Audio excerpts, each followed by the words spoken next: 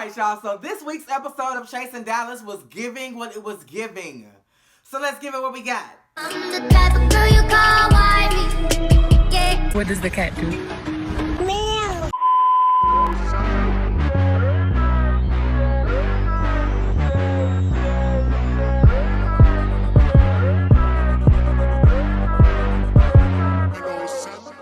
Alright, so this episode starts off, I thought it was going to start off with Reese trying to find his moment down to the parking lot, but that's not what happened, girl. We down to Area 111 because Miss Ariel got a show to put on for the grand opening, honey. But while we waiting for Ariel to come out, everybody having their side conversations, they getting their sections in order or lack thereof, because Reese had threw shade at George, Markel, and Carrie D because he had a section and they was down to the tea-top tables down on the floor. But see, that's where all the action is, because when Mama come out to do her ones and her twos, they gonna be right there on the front row, bitch. So sometimes it pays to not pay. And then I think this was the event where Markel and George had met Robert. That was cute. And then, bitch, Ariel had came out and she body yada. Mama did her thing, bitch. Okay, now at first I was like, Mama a little stiff. But she flexed it right on out, bitch. She gave y'all what needed to be gave, bitch. She did what needed to be done. She understood the motherfucking assignment Ariel wants, and you made everybody costumes, bitch. Dior is judging Kennedy Davenport's talent competition. Now, from what he said, or from what I gather from what he said, Kennedy Davenport is his gay wife, so of course he was gonna step in as the gay husband and do what he had to do for his gay wife. Now, we didn't see any of that, honey, because outside was Reese, Carrie D, Trey Howard, and Robert, and they was talking about the situation that Trey Howard had facilitated that Reese had stormed out of the other night. The other night, it was Reese laughing. This night, it's Reese's facial expressions. Like, every time you look around, Reese like... Because he is not here for what's being said. And apparently, neither is Robert. Because when Robert got down to the confessional, he was like, I don't know if Carrie D is missing a backbone or if his balls haven't dropped. But homeboy is just not standing up for himself. He just like taking the one for the team and just taking the L's as they come. And it's like, nah, bitch. If you know that what you said is fact, then bitch, stand on the promises of God, honey. You do not allow people to swear you left and right, bitch. You stand planted. And if Markel is lying, bitch, you call him out on that shit. And speaking of Markel, Reese had something to say. But before we get, you know what? No, I'm gonna let it ride, Carrie. Reese said, oh no, I'm never gonna let the situation go with the lovers and friends, only because it's way deeper than that. And bitch, I was on, well, I'm not gonna say me. YB kept saying, he was like, it's something deeper than that. And how deep is your love? Bitch, he was right. There is something deep within this buttermilk that we need to get down to. And Reese was like, nah, bitch, it goes down to the grains of our friendship, bitch. When we was besties, Ace Boom Cones, he was going around talking shit and being messy about me. And Trey was like, bitch, because I had her. He had came to me and said a little something. So, bitch, Reese ain't lying.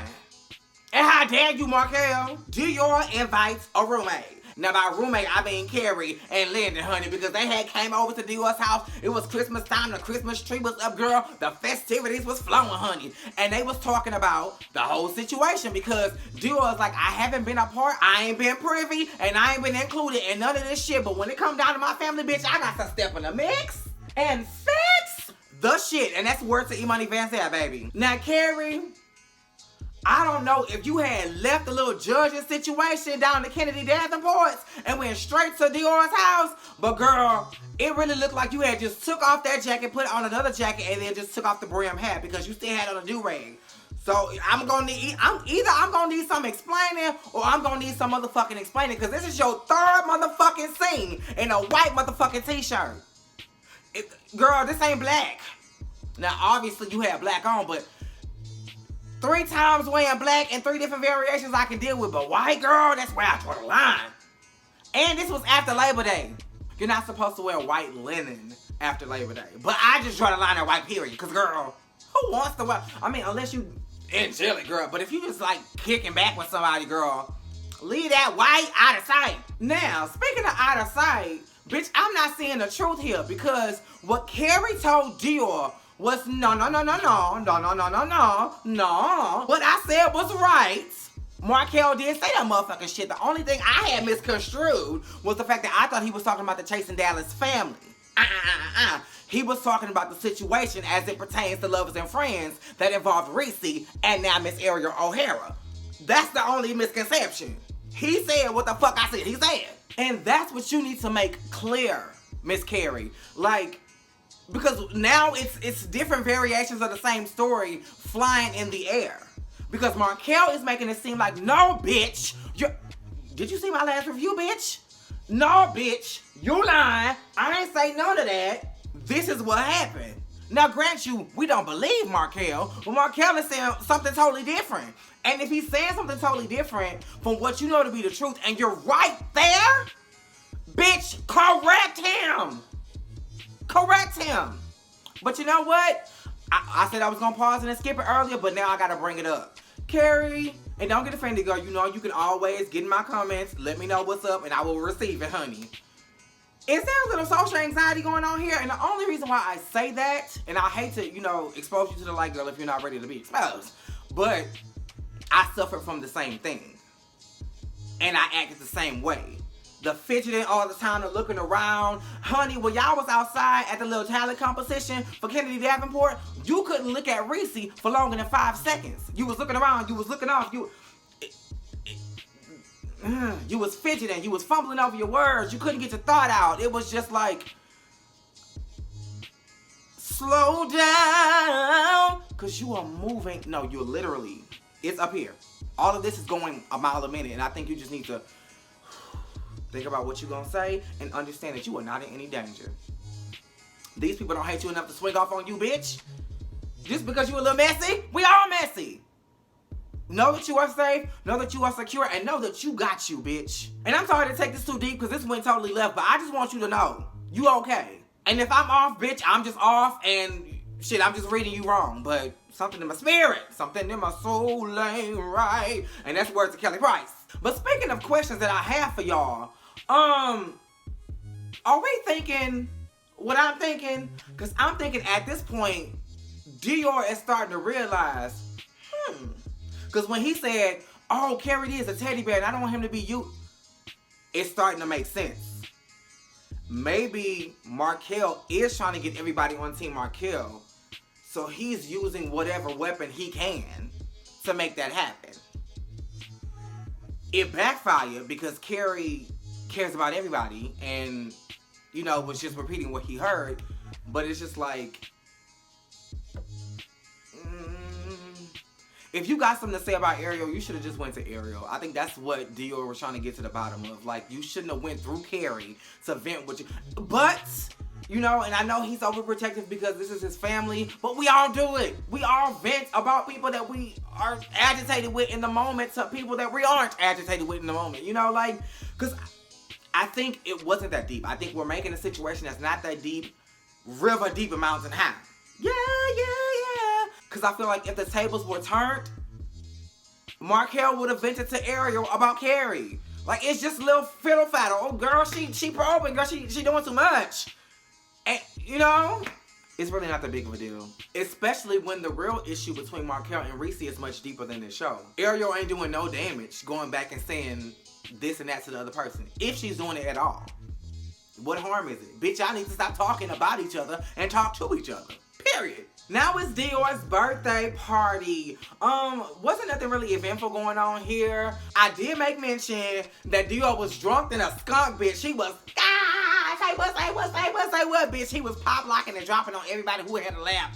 Bitch, he was having a good time and I'm here for it. And I loved that when Reese felt the energy, he kind of made light of it. He was like, bitch, DC4, the original Destiny Child, they are out the building, bitch. George is Beyonce. Markel is Kelly. Premier, or the Pop-Up Queen as he called her, is Latavia. And who is Latoya? The one who can sing and don't really get enough credit? That's Carrie D, bitch. He did that. I mean, it was kind of spot on. It was kind of spot on. I will say, Reese's reads this episode in his confessional were kind of landing.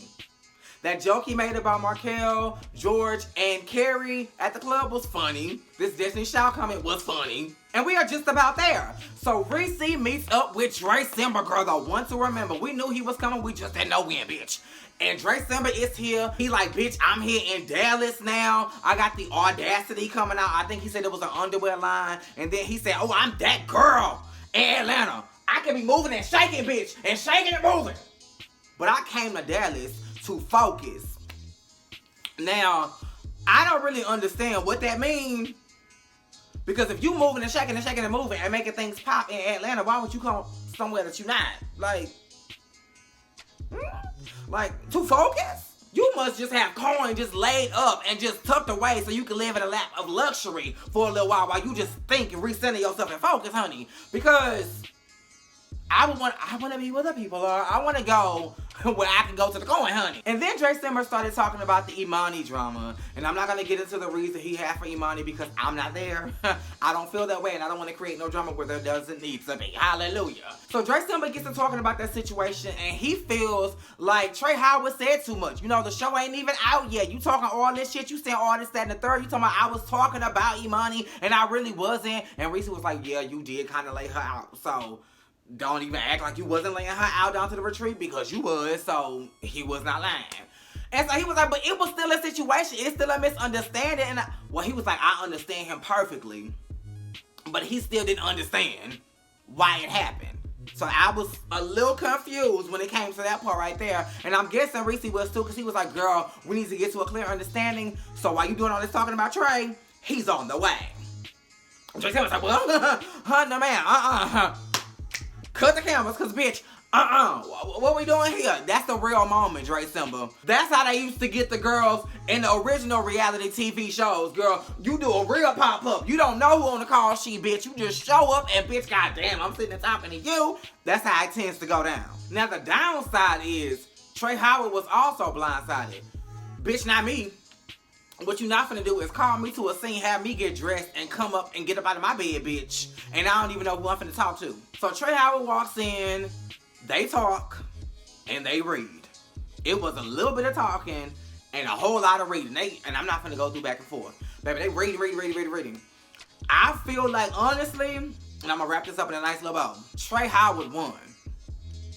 Because Dre was doing a whole lot of jabbing at the clothes. Oh, you got this on. You ain't doing nothing. You doing nothing. I'm that girl in these black, gay, rap reality YouTube streets. Because outside of YouTube, girl, are you known on UMC? Are you known on All Black? Are you known on BET Plus? Are you known on any HGTV? Any of these other apps or any of these other streaming services? Are you there? But when it come down to the YouTube and this small niche within YouTube, I'm that girl, bitch. My name is ringing bells, honey. And then Trey Howard would say, okay, that's fine. All of that may be true, but that's your ceiling. That's your plateau, girl. This is not my end-all be-all. I'm going to use chasing to get where I'm trying to go. You have plateaued. And while that may not be funny, have shock value, or be as, crazy as the shit Dre Simba says, bitch, that shit hit a motherfucking nerve because it was the truth. The audacity of Dre Simba should have been came out. We thought it was a show. Now I'm hearing it's an underwear line. Like, what are you doing? That's what Trey was saying. Like, what's going on here? And then Trey Howard leaves. After he slayed the girl, he left. Dre Simba, you got took. Like, girl, he laid your ass out. And then what you did was, you know what it gave me? Remember in Baby's Kids, when they had that little roasting match going on in the restroom, and after Robin had laid Dorothea out, and they left out of the restroom, Dorothea was like, that's okay, because your mama's so goddamn country, she was in the elevator, thought it was more. That joke didn't land because they was already gone. So all of that shit you was saying at the end, I'm just saying when I'm here, but Trey had already left the building. That didn't land. It was a great closer. It was, no, you know what? Production. Let me break the fourth wall. Production. When Trey Howard sat down to have the conversation, that should have been the end of the episode. Y'all was building up the music. Y'all was getting it going. That should have been the end of the episode, and the beginning of episode 6 should have been the conversation. But all in all, it closed real cute, and that's how the episode ended with Dre Simba. I'm the one to remember, and I'm this, that, and the third, and I'm here. And girl, I got this Aztec motherfucking Mayan scarf on, bitch, and I'm gonna rock the house. And that was the end of the episode. He gave what he gave, so I gave it what I had. Make sure you are liking, commenting, subscribing, and that the notifications are on, girl. Same place, same time.